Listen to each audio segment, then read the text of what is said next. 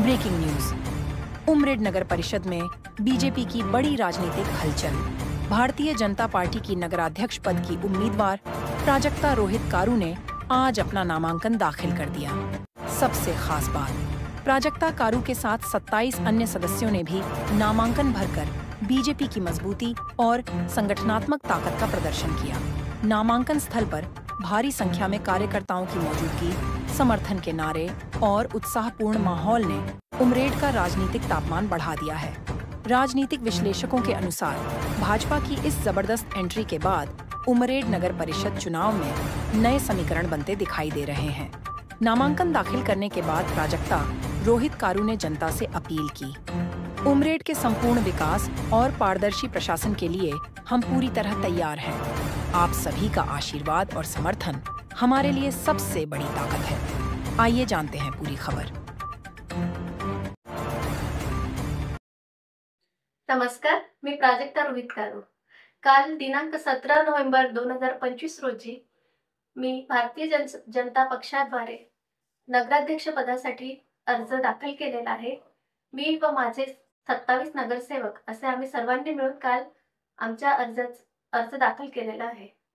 ताई, मला काय सांगाल, भारतीय जनता पक्षाने आपल्याला उमेदवारी दिलेली आहे, तर अगोदरच अर्धा विजय तर आपला झालेलाच आहे, पण आता कशा प्रकारचं ध्येय धोरण, काय विकासाचे प्रश्न आपण समोर मांडणार आहे जर आपण निवडून आले तर? आम्ही आमचा पहिला प्रयत्न तर हा राहील की उमरेडचा सर्वांगीण विकास या निवडणुकीनंतर आम्हाला करायचा आहे। कारण उमरेडच्या सर्वांगीण विकासामध्ये शालेय जेही धोरण आहे, नगर परिषदच्या शाळांसाठी जे इन्स्टिट्यूशन्स आहे त्याच्यामध्ये आम्हाला भरपूर बदल करायचे आहे। आरोग्यविषयक समस्या ज्याही असतील त्या समस्या सोडवायच्या आहेत।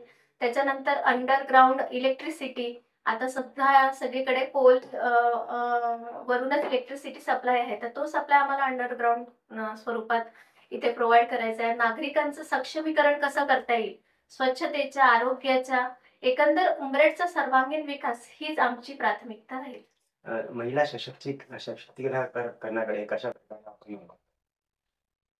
मी हे सांगू इच्छिते की नगराध्यक्ष पदाची उमेदवारी ही स्पेशली महिलांसाठीच आहे। हे आरक्षणच महिलांसाठी आहे। आमचे जास्तीत जास्त नगरसेविका सुद्धा महिला असल्यामुळे महिलांचे प्रश्न आम्ही सोडवण्यामध्ये अग्रेसर तर आहोत। महिलांचे सेल्फ डिफेन्स आहे, त्याच्यानंतर त्यांच्या आरोग्यविषयक काही समस्या आहेत, त्याच्यानंतर महिलांना सक्षमीकरण बचत गटांद्वारे किंवा भारतीय जनता पक्षाच्या ज्याही इतर स्कीम्स आहेत, सरकारच्या स्कीम्स आहेत, त्या योजना त्यांच्यापर्यंत घरोघरी पोहोचवून त्यांना सुद्धा आम्हाला प्रवाहात आणायचं आहे, त्यांचं सक्षमीकरण इथे करायचं आहे। सद्यस्थितीला उमरेडमध्ये वाहतूक कोंडीची एक समस्या आहे, तरुण बेरोजगारांसाठी व्यवसाय, तसेच जे ज्येष्ठ नागरिक आहेत त्यांच्या सुद्धा काही समस्या आहेत। लोकांना नवीन उद्योगाच्या संधी मिळाल्या पाहिजे यासाठी आम्ही कार्यरत राहू। महिला सक्षमीकरणासाठी तर राहूच, तसेच विविध जे खेळाडू आहेत त्यांना एक चांगलं असं प्लॅटफॉर्म उमरेडमध्ये तयार झालं पाहिजे, जेणेकरून ते नॅशनल लेवलवर आहे किंवा राज्यस्तरीय स्पर्धांमध्ये आता भाग घेत आहे, त्यापेक्षा अधिक प्रमाणामध्ये हे प्रमाण वाढलं पाहिजे, याच्यासाठी आम्ही कार्यरत राहू। आमची प्राथमिकताच राहणार आहे की उमरेड हे शहर एक स्मार्ट सिटी म्हणून ओळखल्या गेलं पाहिजे।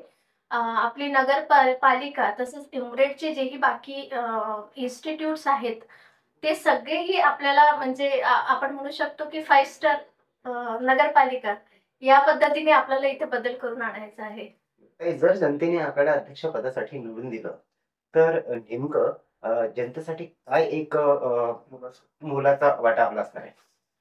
जर जनतेने मला या निवडणुकीमध्ये अध्यक्ष पदासाठी निवडून दिलं तर मी जनतेला पहिलं तर आश्वासन हे देईल की मी त्यांच्यासाठी कायम अवेलेबल राहणार आहे। ते थेट माझ्यापर्यंत आपल्या समस्या घेऊन पोहोचू शकतात, त्याच्यासाठी त्यांना कुठेही म्हणजे वाट पाहण्याची प्रतीक्षा करण्याची गरज भासणार नाही।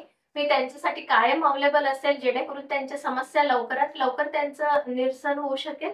आणि जनतेसोबत मी ग्रुप्सच्या मार्फत, व्हॉट्सअप ग्रुप्सच्या मार्फत किंवा ज्या पण आपण सभा घेत असतो ह्याचं एक प्रॉपर शेड्यूल केलं जाईल आणि त्या शेड्यूलला जनतेला मी स्वतःहून भेटणार आहे. तसेच ते जर आपले कुठले प्रश्न घेऊन माझ्यापर्यंत पोहोचत असतील तरी पण ते थेट माझ्यापर्यंत संपर्क साधू शकतात.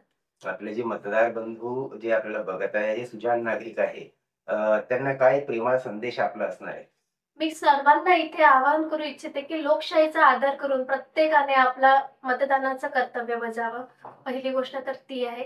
त्यानंतर हा निर्णायक क्षण आहे. इथेच आपल्याला निवड योग्य रीतीने करायची आहे, जेणेकरून उमरेडचा विकास ही जरी आमची प्राथमिकता असली तरी पण नागरिकांच्या सहकार्यानेच हे सगळं शक्य होऊ शकणार आहे. त्यामुळे निवड योग्य करा, योग्य उमेदवार निवडून आणा आणि आपण सगळे मिळून आपलं उमरेड शहर हे स्मार्ट सिटी म्हणून ओळखल्या जाईल याच्यासाठी प्रयत्नरत राहू.